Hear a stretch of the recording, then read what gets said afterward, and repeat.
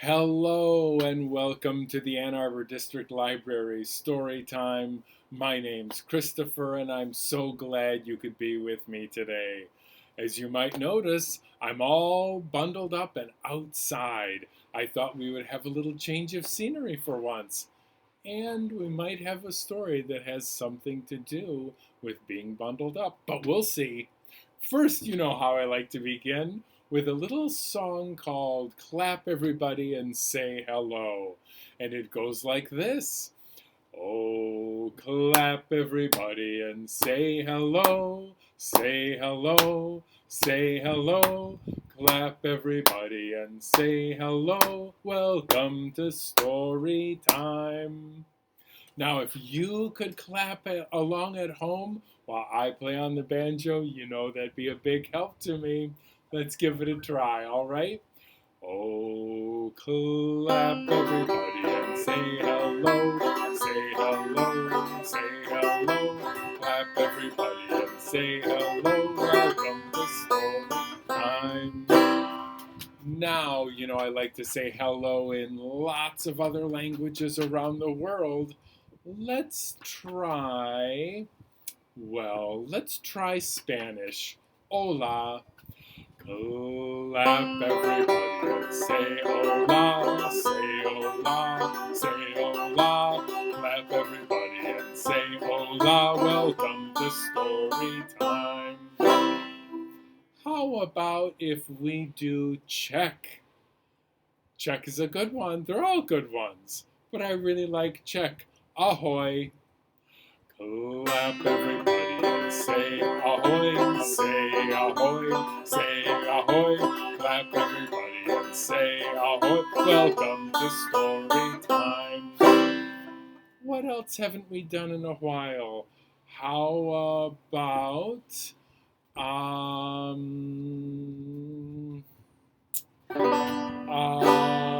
let's just do. We haven't done Mandarin in a while. Ni hao. Oh, clap everybody. Say ni hao, say ni hao, say ni hao. Clap everybody and say ni hao. Welcome to story time. Welcome everyone to story time. We're going to have a great time.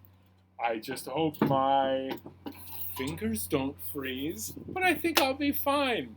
And you know what? I think to help with that, you know what we can do. Sure, you do. Let's get some energy moving and some blood pumping, and we're going to warm up with Oh, Duke of York. And I think he's here now. Ready? Oh, the grand old Duke of York. He had 10,000 men. He marched them up to the top of the hill, and he marched them down again. And when you're up, you're up.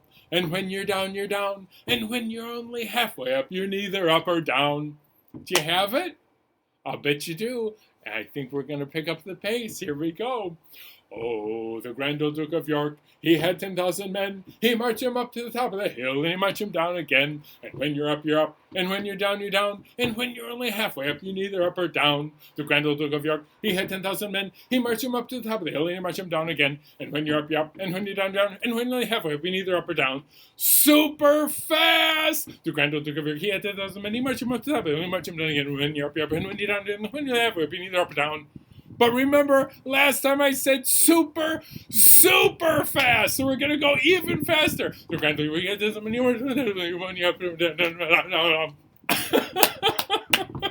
Did I lose you? Something tells me I might have lost you today. So next week, we're going to dial it back down to just super fast, which is a manageable speed for anyone, I think. Okay.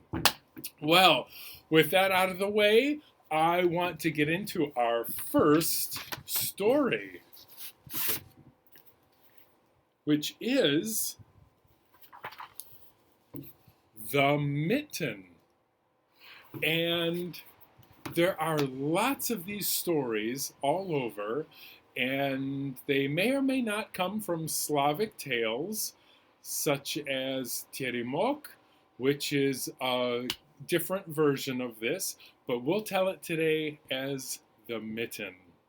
Now, once on a very cold day, a day much, much colder than today, a little boy was sent out to the woods to gather some firewood. He was wearing lovely fur-lined jacket and mittens and boots. He was quite toasty. He brought his hatchet and his sled with him, and he was busy chopping up some wood. Can you chop along with me? Chop, chop, chop, chop. And pretty soon he had quite a big bundle. Well, he had to take off his mittens and look at something, and he only put one mitten back on. It was left behind, and he trotted along home, never realizing that he'd left something. Well, we'll get back to him in a little bit, but in the meantime, here was a mitten lying in the snowbank, and as I said, it was a very cold day. Well, who came along but a tiny little mouse, creeping and crawling timidly along the top of the snow. And when that mouse spied that mitten, oh, it was so soft, and she crept in, and it was even still warm. Why, she thought that she was in heaven. And she crept in there, and her little face was peeking out, and she nearly went right to sleep. Well, before long, another little animal came by. It was a frog. What was a frog doing in the woods in the middle of winter? It doesn't matter. The frog hopped along and spied that mitten and thought, woof, anything has got to be better than out here in the cold, cold wind. And so that frog came up to the mouse and said, oh, Mousy dear, couldn't I come in and get warm like you? It looks like there's plenty of room. And the mouse said, why, sure, there is plenty of room. Why don't you come inside and warm yourself? And the two were very content. But before long, another animal came by. This time it was a porcupine. And the porcupine spied that mitten and said, oh, I sure would love to be in there. And the frog and the mouse looked at each other and thought, yeah, I think there's room. So they invited the porcupine in. Now, he was a little bit quilly, and he had some sharp spines on, but he tucked them all down, and the three were still content in that warm mitten. In fact, it was snugger and warmer than ever. Well, before long, who came by but Fox? And Fox saw that mitten and thought, whew, I sure would like to warm up for a minute. I can't find a place to get under cover anywhere in this woods. And so Fox came sniffing by and said, wouldn't there be room in that mitten for me? And the mouse and the frog and the porcupine all looked at each other and thought, are you really asking? I suppose there's room, but be nice. So Fox squeezed in. Oh, it was getting awfully tight in there, and some of the seams started to burst a little bit. But Fox did make it into that mitten. We don't really know how. Well, just when everyone thought the mitten was going to burst, who came by but Big Bear. And Bear looked at that mitten on the ground and said, wouldn't there be some room in that mitten for me? And all the animals looked at each other and said, Bear, you're crazy if you think you can fit inside this mitten, especially since we're already in here. And Bear didn't listen and said, I'm gonna try anyway. Well, that's just what Bear did. Bear squeezed one paw into that mitten, and another paw, and hind paws, and body and head, And pretty soon, bear and fox and porcupine and frog and mouse were all crammed inside that little boy's mitten, if you could believe it. And I hope you can. Well, they were squished in there. Someone's paw was in someone's face. Someone's foot was jabbing someone else in the stomach. It was not very comfortable. And there was no room. But, another animal came by. This time it was Cricket. Now, crickets aren't that big. And Cricket said, "Oh, please, you fit a whole bear inside that mitten. Wouldn't there be room for just me, little Cricket?" Cricket said, "I'm going to squeeze my way in, okay?" And everyone said, "No, not okay." But Cricket squeezed in one hairy leg and another hairy leg, and pretty soon the Cricket's body was just enough, and the whole mitten burst open, and all the animals went flying and tumbling out into the snow, and they all just shook their heads and thought it couldn't last. And they all dispersed and went their own way, leaving that little mitten behind in the snow. But not before Mouse gathered up the thumb that was still full of soft lining and fur and took it home with her. The end. Oh, and the boy?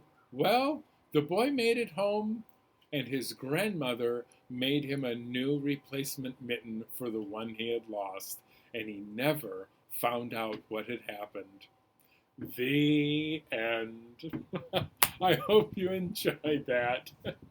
All right, I think it's just about time for another friend.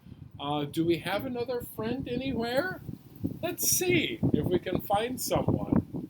Well, you know who we like to usually call right around now. We usually like to call out for Ralph. Is Ralph here? Oh, hey Ralph, how you doing? It's pretty chilly out here, isn't it? Yeah. Well, you know what we could do about that? We could hop. We could dance. We could swim, although it's pretty cold for swimming, but you still want to go, okay? And then we can nibble and nap. Does that sound good? Yeah, okay. Oh, hop any way you want to, hop any way you please. Hop any way you want to, but stop when I say freeze. Nice stopping. Oh, swim any way you want to, swim any way you please. Swim any way you want to, but stop when I say freeze. Well, let's see, we've swum, swim, swum. We have hopped. Oh, we didn't dance yet. You ready to dance? Yeah, all right. Oh, dance any way you want to, dance any way you please. Dance any way you want to, but stop when I say freeze. Oh boy, all that swimming and dancing and hopping has kind of tuckered me out. What do you think, Ralph? Yeah. By tucker you out, I think I know what that means. There's quite a prime string over there if you can get to it. I'm not sure that you can. Here you go. Oh, sleep any way you want to. Sleep. Sleep any way you please, Ralph. Sleep any way you want to, but stop when I say freeze. Oh, that yelling woke us up. All right, Ralph, We'll see you next time, okay? Bye. Well, I think we've got time for just one more story today. And it is I'm Going on a Dragon Hunt by Maurice Jones. It's similar to I'm Going on a Bear Hunt, and I like them both so much. All right, let's get situated here.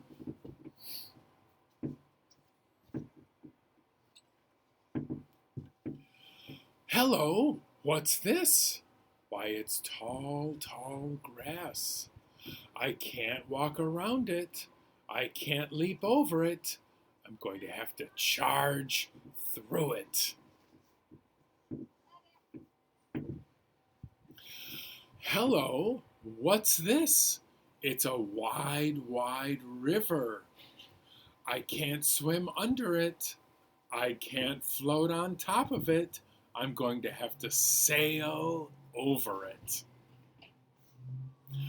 Hello, what's this? It's mud. It's oozy mud.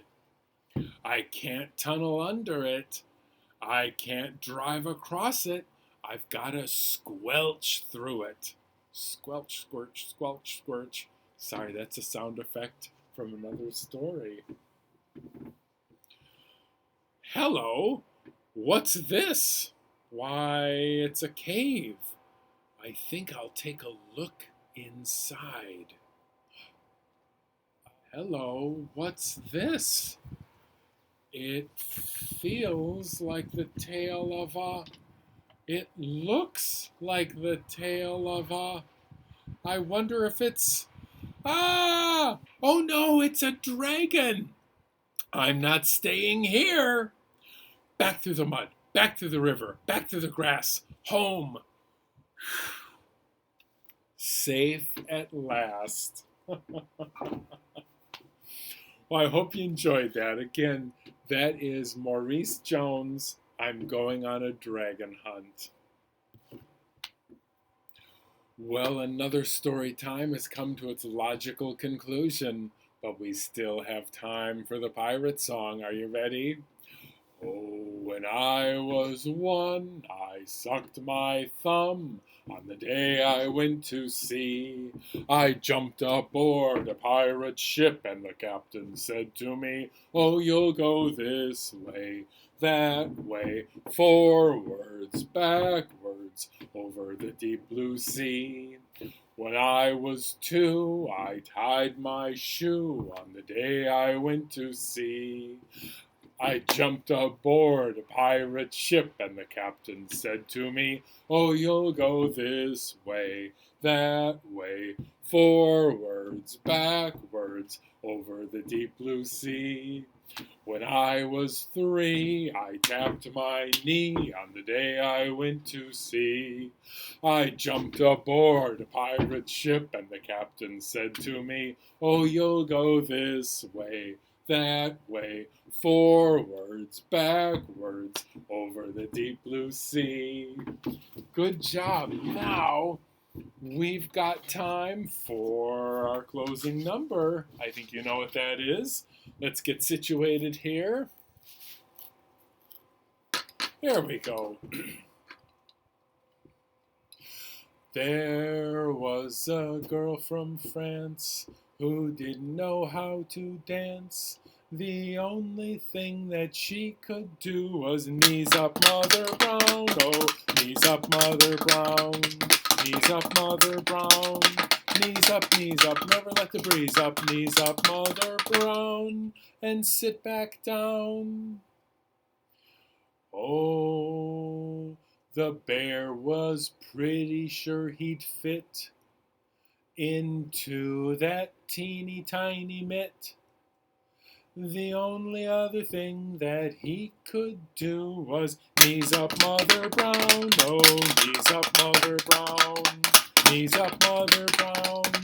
Knees up, never let the breeze up. Knees up, Mother Brown, and sit back down. There was a teeny tiny man. "Oh, Hello!